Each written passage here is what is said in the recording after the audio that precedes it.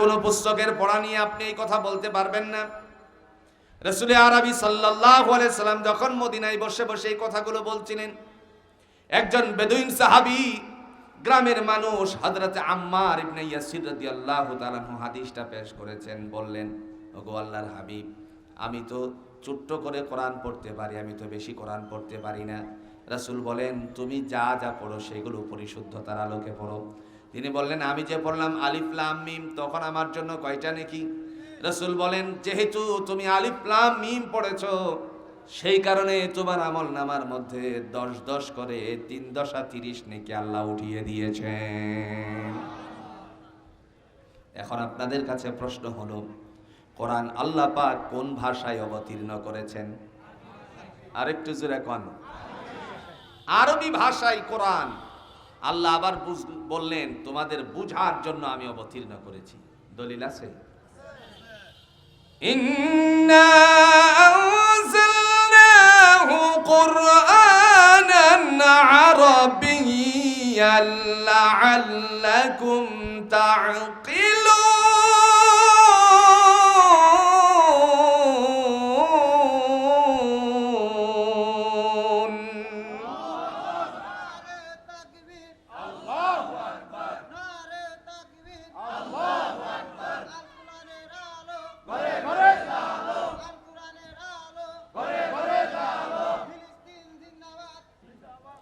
আমার ভাইরা, মহান আল্লাহ পাক রব্বুল আলামিনের পক্ষ থেকে তিনি ডাক দিয়া বলেছেন, নিঃসন্দেহে আমি এই কোরআনকে আরবি ভাষায় অবতীর্ণ করেছি লাআল্লাকুম তা'কিলুন, যাতে করে তোমরা বুঝতে পারো। খুব ভালো করে বুঝেন, আল্লাহ বলছেন যাতে করে তোমরা বুঝতে পারো। যেহেতু বুঝতে পারো করে কথা বললেন, তাহলে আরবি ভাষার কোরআন আর আমরা হলাম বাঙালি, কেমনে বুঝবো? কথা বুঝছেননি? আল্লাহ কি ব্যতিক্রম বললেন না এখানে? তিনি বললেন, না না, তোমার জন্য আমি যতটা সহজ করেছি কোরআন, অন্য কোনো পুস্তকে এতটা সহজ আমি আল্লাহ করি নাই। আপনি চেষ্টা করে দেখুন, এক একটা সূরাকে বারংবার করে শুধুমাত্র পড়তে থাকেন, একদিন দেখা যাবে আপনার একটা আয়াতকে বারবার পড়ার প্রয়োজন নাই, সূরা বারবার পড়তে থাকবেন, অন্তরকরণের মধ্যে আল্লাহ রাব্বুল আলামিন ঢুকাইয়া দিবেন। সুবহান। এখন আমি যে কোরআনটা পড়লাম, এই কোরআনটা পড়ার সময় আল্লাহ বলেন, বান্দারে তুমি যে কোরআন দিয়ে সালাত আদায় করো, নামাজ আদায় করো, সেটাকে পরিশুদ্ধতার আলোকে পড়ার চেষ্টা করো। রাজি আছেন তো ইনশাআল্লাহ? দলিল আছে?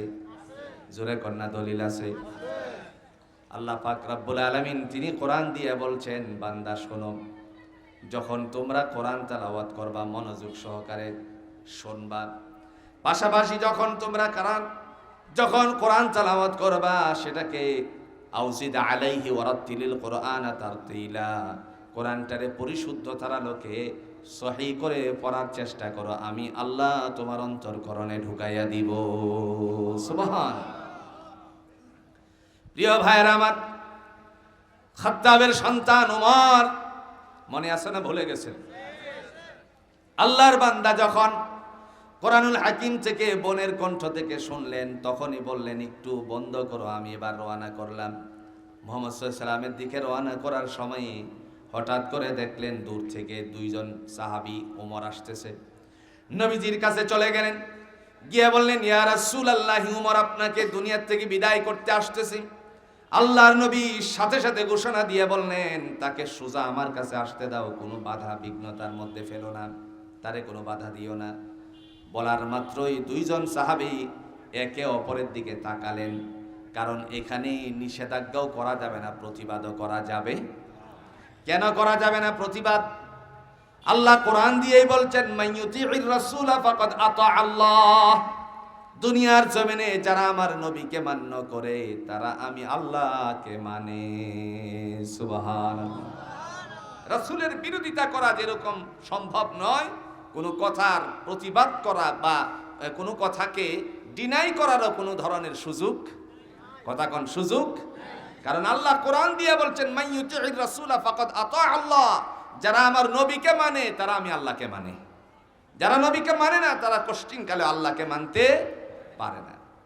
আমার ভাইরা, সাইয়্যিদুল মুরসালিন আহমদ মুস্তাফা সাল্লাল্লাহু আলাইহি ওয়াসাল্লাম সাথে সাথে ডাক দিয়া বললেন, আমার কাছে ওমরকে আসতে দাও, খাত্তাবের সন্তানকে তোমরা বাধা সৃষ্টি করো না। সুজা যখন আসা শুরু করে দিল, দুইজন রাসূলের কাছ থেকে উঠে সাহাবীদ্বয় বেরিয়ে আসলেন। আসার পরে ছলা পরামর্শ শুরু করলেন। বুঝলাম না, নবীজিকে মারার জন্য ওমর রওনা করেছে, আর ওমরকে রাসূল আসতে বললেন, সেহেতু আমরা চলে আসলাম। তবে যদি কোনো ভিতরে হট্টগোলের শব্দ শুনতে পাই, দুইজনে মিলে তার উপরে আক্রমণ করব, যাতে চিরজাহান্নামী হয়ে যায়। রাসূলুল্লাহ সাল্লাল্লাহু আলাইহি সাল্লাম কেন বললেন সুজা আসতে দাও? তার কারণ হলো দুইজন সাহাবী ওমর রাদিয়াল্লাহু তাআলা আনহুর সম্পর্কে আল্লাহর নবীর কাছে উপস্থিত হওয়ার পূর্ব মুহূর্তে জিবরাইল আমিন এসে আল্লাহর নবীর কাছ থেকে বিদায় নিছে। জিবরাইল এসে বললেন, ইয়া রাসূলুল্লাহি, ওমর আপনাকে মারার জন্য আসতেছে না, ওমর আপনার কাছে মুসলমান হওয়ার জন্য, কোরআনের ছায়াতলে আশ্রয় নেওয়ার জন্য আসতেছে। এই কোরআন আপনাদের বাইতুল কোরআন নুরানিয়া হাফিজিয়া মাদ্রাসায় আসেনি? এমনি ভাবে আমার ভাই অত্যন্ত চমৎকার ভাবে বলেছেন, আলাউদ্দিন চৌধুরী ইসলামী কমপ্লেক্সে যে কোরআনের বন্দোবস্ত করেছেন, এখানে হেফজ শেষ করার পরে কিতাব কানারও কিছু পড়া দরকার আসেনি? কথা কন্যাকে কিতাব পড়া দরকার আসেনি? শুধু হাফেজে কোরআন হবেন, শুধু হাফেজে কোরআন হবেন আর কিতাব পড়লেন না, তখন সেটাকে আপনি ব্যাখ্যা বিশ্লেষণের দিকে নিয়ে যেতে পারবেন না। এজন্য কোরআনের পাশাপাশি কোরআনের আলেম হওয়াটাও দরকার আছে কিনা? প্রিয় ভাইরা আমার, মহান আল্লাহ পাক রব্বুল আলামিনের হাবিব তিনি জিবরাইলের কথাগুলো শুনেই বলছেন সাহাবীদ্বয়কে, তোমরা তাকে সোজা আসতে দাও। তারপরে তারা বাইরে বসে আছে। নবীজির কাছে আস্তে আস্তে করে ওমর ইবনুল খাত্তাব রাদিয়াল্লাহু তাআলা আনহু উপস্থিত হয়ে গেল। উপস্থিত হওয়ার পরে আল্লাহ পাক রব্বুল আলামিনের বান্দা এসেই বললেন, ইয়া রাসূলুল্লাহি, আমি বুঝতে পারি নাই, আমার বোনকে অনেক আঘাত করেছি, মারতে মারতে নিজেও ক্লান্ত হয়েছি। যখন তাকে বললাম কেন নতুন ধর্ম ছাড়বি না, তখনই সে আমাকে বলল, যে কালিমার সুধা পান করেছি সেই কালিমা জীবনের সাথে বিন্দু পরিমাণ প্রাণ যতক্ষণ লেগে থাকবে ততক্ষণ পর্যন্ত ভাইজান ছাড়তে পারি না। কথাটা শোনার পরে আমার মনের ভিতরে একটা দুর্বলতা শুরু হয়ে গেল। নবী গো, আমি আর আপনার সম্পর্কে কিছু আগে জানতাম না, যেহেতু আমার বোনের সম্পর্কে জানতে পেরেছি, বোন আমার হৃদয় খুলে দিয়েছে, চক্ষু খুলে দিয়েছে, আমি এখন আপনার কাছে মুসলমান হতে চাই। নবীজি বললেন, ওমর তুমি পড়ো আশহাদু আল্লা ইলাহা ইল্লাল্লাহু ওয়া আশহাদু আন্না মুহাম্মাদান আবদুহু ওয়া রাসূলুহু। খাত্তাবের সন্তান মুসলমান হয়ে গেল। দাম বাড়ছে না কমছে? আর একটু জোরে, দাম বাড়ছে না কমছে? কোরআনুল হাকিমে মহান আল্লাহ পাক রব্বুল আলামিন কেউ বলেছেন ৬২ জায়গায়, কেউ বলেছেন ৭০ জায়গায় আল্লাহ ওমরের মানসা অনুযায়ী রাসূলের উপরে কোরআন অবতীর্ণ করে দিয়েছেন। শুধু তাই নয়, রাসূল বলছেন, লাউ কানা বা'দি নাবিয়্যান লাকানা ওমর, আমার পরে যদি কোনো নবী হতো আল্লাহ ওমরকে নবী বানাইয়া পাঠাইতেন, শুধুমাত্র কোরআনের ছায়াতলে আশ্রয় নেওয়ার জন্য। এমন মুহূর্তে আল্লাহ পাক রব্বুল আলামিনের বান্দা কালিমা পড়ে মুসলমান হয়ে যাওয়ার যে সময়টা ছিল সেটা ছিল দুপুরের টাইম। ওই সময়টার মধ্যে মক্কা এবং মদিনার মানুষেরা আগেকার দিনে বিশ্রামাগারে যেত, তারা বিশ্রাম করত, তারা বেরিয়ে আসতো না। তার কারণ রোদের প্রখরতা ছিল। এখন তো বর্তমান সময়ে গাড়িতে আসি, বাড়িতে আসি, টয়লেটে গেলে পরে মক্কা মদিনায় সকল জায়গায় আসি আছে। কথা কোন ঠিক কিনা? কিন্তু আপনি যদি মরুভূমির রাস্তা ধরেন, গাড়ির থেকে নামেন, আমার বাস্তবতার আলোকে আমি বলতে পারি ৫৪ ডিগ্রি তাপমাত্রা একটা সময়ে ছিল। আমি সেখান থেকে প্রস্রাবের জন্য, আমার গাড়িতে একজন ছিল, সে বলল আমি প্রস্রাব করতে চাই, সুন্দর মানুষ। একটি পর্যায়ে দেখা গেল তার চেহারা প্রস্রাব করতে আসতে এবং যেতে যতটুকু সময় লেগেছে ততটুকুর ভিতরেই তার সুন্দর মানুষের চেহারাটা মলিন হয়ে গেল। সেদিন আমার চোখে ধরা পড়ে গেল, না জানি কতই না উত্তপ্ততার মধ্যে হযরত বেলাল হাবশী রাদিয়াল্লাহু তাআলা আনহুকে ওই সমস্ত নাফরমানেরা মরুভূমির বালিতে তারপরে শেষরিয়েছিল। হঠাৎ করে মনে পড়ে গেল এই কথা, আল্লাহর নবীর সামনে ওমর রাদিয়াল্লাহু তাআলা আনহু থাকা অবস্থায় সেখান থেকে উঠে পড়লো দুপুরের টাইম। বেলাল রাদিয়াল্লাহু তাআলা আনহু তিনি মসজিদের থেকে আজানের ধ্বনি উচ্চারিত করলেন। একটা জানালার কাছে গিয়ে বললেন আসসালাত, অপর জানালার কাছে গিয়ে বললেন আসসালাত। ইসলামের প্রথম জামানায় আজান এতটুকুই ছিল, খুব ভালো করে বুঝবেন। ইসলামের প্রথম জামানায় আজান এতটুকুই ছিল। কিন্তু আমরা যে মসজিদের থেকে আজান শুনতে পাই, এই আজান কতদিন পরে আসছে, কিভাবে আসছে? নবীজি সাল্লাল্লাহু আলাইহি সাল্লামের একজন সাহাবী ঘুমের ঘরে, স্বপ্নের ঘরে তিনি যখন ছিলেন, তখন স্বপ্নে দেখতেছেন একজন পথিক তার হাতে একটা বোমা নিয়ে, ওই যে আগেকার সময়ে মিছিল করার জন্য ছিল, কথা কোন ছিল কি ছিল না, এই ধরনের, অর্থাৎ সিঙ্গা বলে কেউ আখ্যায়িত করেছেন, বোমা বলে কেউ আখ্যায়িত করেছেন, সুঙ্গা বলে কেউ আখ্যায়িত করেছেন। তো এই সমস্ত এই ধরনের একটা কিছু নিয়ে হেঁটে যাচ্ছিলেন। পিছন দিক থেকে স্বপ্নের ঘরের কথা বলছি, স্বপ্ন মানুষ দেখে কি দেখে না? কথা কন্যাকে দেখে কি দেখে না? বাঙালির স্বপ্নে কোনো শেষ নাই। ঘুমের মধ্যে স্বপ্ন দেখছে, বাস্তবেও স্বপ্ন দেখতে দেখতে মনে করেছিল এদেশ আমার বাপে এনেছে, আমি শেষ পর্যন্ত খেয়ে যাব মরার আগ পর্যন্ত। কথা কন্যাকে হাই রে স্বপ্ন, স্বপ্ন স্বপ্নের জায়গায় রয়ে গেল। আল্লাহ তিনি যে সবচেয়ে শক্তিধর ক্ষমতাবান, কে? তাবারাকাল্লাযী বিয়াদিহিল মুলক ওয়া হুয়া আলা কুল্লি শাইইন কাদির। বরকতময় তিনি হচ্ছেন রব, যার হাতে ক্ষমতা, তিনি ছাড় দেন কোশ্চিন কালেও ছেড়ে দেন না। নাটাই একটা সুতার গিটটা আছে কিনা, কোন জোরে কন্যাকে আছে কিনা? ছেলেরা যখন গুড়ি উড়ায়, সুতার যা ছিল সব ছেড়ে দিল, কিন্তু শেষ একটা গিটটা আসেনি। এই গিটটা যখন আছে, গুড়ি উঠছে তো উঠছে, সন্ধ্যা হওয়া মাত্রই আস্তে আস্তে করে বলতে শুরু করেছে, আছে কিনা কোন? যখন গুড়িকে তার নাটায়ের সাথে আনার জন্য বলতে সুতা শুরু করলো, তখন গুড়ি একবার এদিকে যায় আর একবার ওদিকে যায়। এই দুই দিকে যে যে যেন বলে, মালিক চেষ্টা করতে থাকো, ব্যর্থ হয়ে যাবে, আমি তোমার কাছে ধরা দিব। শেষ পর্যন্ত গুড়ি মালিকের কাছে আসে কিনা? মনে করেছিল হামসে কই ডাঙ্গরি নিস্ট, আমার চেয়ে ক্ষমতা ধর আর কেউ নেই, সুতরাং আমার বাপ এনেছে, আমরা তা খেয়ে যাব। আমরা যদি একবার চিন্তা করি, খুব ভালো করে দেখেন না, ইতিহাস তালাশ করে দেখেন, সলিমুল্লাহ মুসলিম হল, কথা কোন? মুসলিম শব্দটা বাদ দিছিল কে? মুসলিম কথাটা বাদ দিয়েছিল কে? সংবিধানের অনুচ্ছেদ থেকে বিসমিল্লাহ বাদ দিয়েছিল কে? আমরা যদি সেই ইতিহাস তালাশ করি, তাহলে এই লেশ মাত্রা এসে বিগত দিনের ফ্যাসিস্টের উপরে পড়েছে, যার কারণে এই জাতির মাঝ থেকে মানুষ যেন কোরআন থেকে বঞ্চিত হয়, ইসলাম থেকে বঞ্চিত হয়, যারই কারণে পাঠ্য পুস্তকের মধ্যে শরীফ থেকে শরীফা বানিয়ে দিয়েছিল। কথা বলেন ঠিক কিনা? ইসলামের শত্রুরা আল কোরআনের আলো, আমার নেতা তোমার নেতা, নারাই তাকবীর, দিন ইসলাম দিন ইসলাম। আমার ভাইরা, কি শিক্ষা ব্যবস্থাটা না ধ্বংস করে গেছে। শরীফ আবার শরীফা হয় কেমনে করছে? কথা বুঝতেছেন?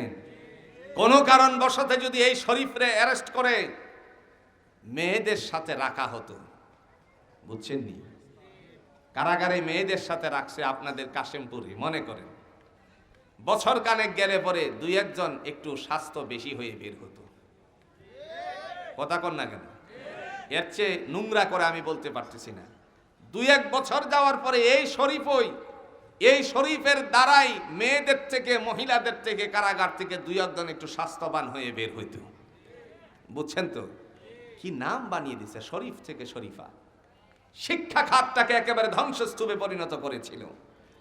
শুধু তাই নয়, এ জাতির মানুষ যেন মাথা উঁচু করে দাঁড়াতে আর না পারে, বাঙালি সন্তানেরা যেন নিজেদের অস্তিত্বকে জাতির মাঝে প্রকাশ না করতে পারে, সেই কারণেই ভারতীয় আগ্রাসনের মাধ্যমে আমার দেশের সুসন্তানগুলোকে ধ্বংস করার জন্য শিক্ষা কার্যক্রমকে নষ্ট করেছিল।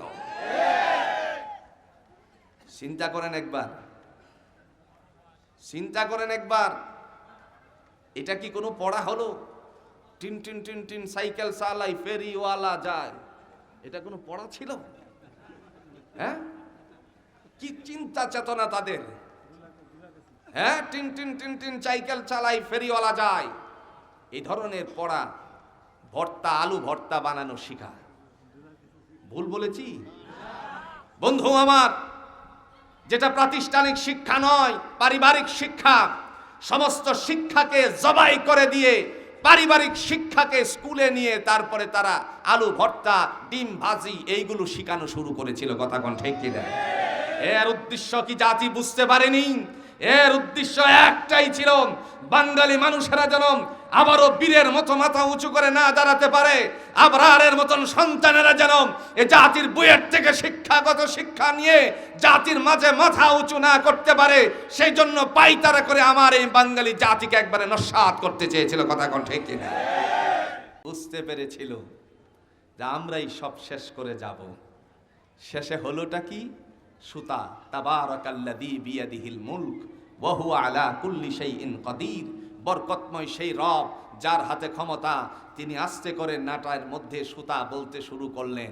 সুতা বলতে বলতে গত এই যে দিনগুলো পার করেছে, ওই যে 5 তারিখের কথা আপনাদের স্মরণ আছে, আছে কিনা? কোন ছাত্র আন্দোলন কার জন্য আপনি এনেছিলেন? কারে মারতে এনেছিলেন? ভারত থেকে পুলিশ ভারতের সৈন্যদেরকে আমার দেশে এনে আমার দেশের জাতির মানুষকে, এদেশের মানুষকে শত্রু বানিয়ে এদেশের মানুষকে একেবারে দুনিয়ার থেকে বিদায় করে দেওয়ার পায়তারা করে, এবং মানুষকে যারা হত্যা করেছে মুগ্ধের সাথে, এমনি ভাবে আবু সাইদের মতন আরো যাদেরকে হত্যা করেছে, অনেকের নাম আসে নাই, যেই সমস্ত নাম আসে নাই তারা সহ সবাইকে আল্লাহ শহীদের মর্যাদা দান করো, সকলে বলেন আমিন। দেখেন, দীর্ঘ 17টি বছর আরামের বিছনার সাথে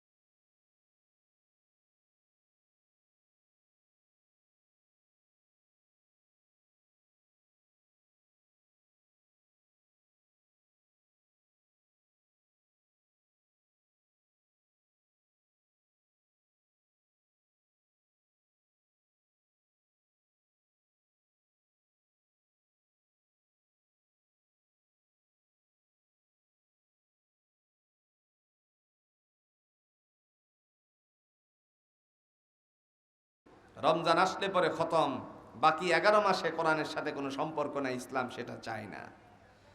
পৃথিবীতে মানুষের যেমন খোরাকির প্রয়োজন আছে, তরলতা বৃক্ষসমূহের যেরকম খোরাকি গ্রহণ করে, অক্সিজেন গ্রহণ করে, তেমনি ভাবে আল্লাহ পাক রব্বুল আলামিন তিনি কোরআন দিয়ে বলছেন, পৃথিবীবাসী শোনো, আমি কোরআনের মধ্যে একটা আত্মা দিছি, অক্সিজেন নেওয়ার জন্য একটা আত্মা দিছি, সেই আত্মাটার নাম হলো সূরা ইয়াসিন। আর একটু আস্তে কোন সুবহানাল্লাহ। সেই আত্মাটার নাম হলো সূরা ইয়াসিন। এটা হলো কোরআনের দিল। নবী আরবি সাল্লাল্লাহু আলাইহি ওয়াসাল্লাম বলেন, যে ঘরে কমপক্ষে সূরা ইয়াসিন তেলাওয়াত করা হয়, সেই ঘর থেকে আল্লাহ দুনিয়ার সমস্ত অশান্তি দূর করে দেয়। স্বামী স্ত্রীর মধ্যে কলহ আছে কিনা কোন? দাম্পত্য জীবনে সন্দেহের দাম্পত্য জীবন, নানা ধরনের জঞ্জাল সৃষ্টি হয়ে গেছে। বাংলাদেশে যে পরিমাণ ডিভোর্স হচ্ছে, এই পরিমাণ অন্য কোনো দেশে নেই। সুতরাং এই অবস্থায় আমাদের অবস্থান থেকে আমরা বলি, মুসলমান আপনি কোরআন পড়বেন না তো পড়বেটাকে? আল্লাহ তো বলছেন হুদাল্লিন নাস, মানুষের কল্যাণের জন্য কোরআন নাজিল করেছি। আল্লাহ আমাদেরকে এই কোরআন বুঝে পড়ার তৌফিক দান করুন, সকলে বলুন আমিন।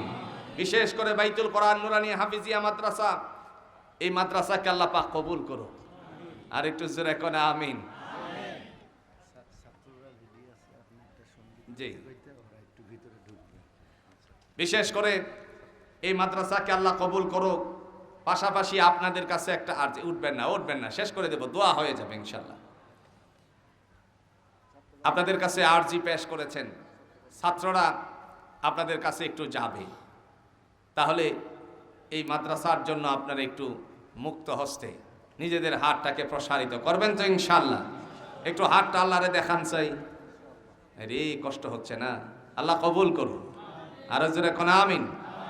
ওরা যাচ্ছে, আপনারা একটু পকেটে হাত দেন, তবে বন্ধুর পকেটে দিয়েন না, নিজের পকেটটার মধ্যে দিয়েন, দিয়ে তারপরে চেষ্টা করবেন সর্বোচ্চটাকে দিতে মাদ্রাসার জন্য। আল্লাহ কবুল করুক, সকলে বলেন আমিন। আর একটু জোরে কোন আমিন।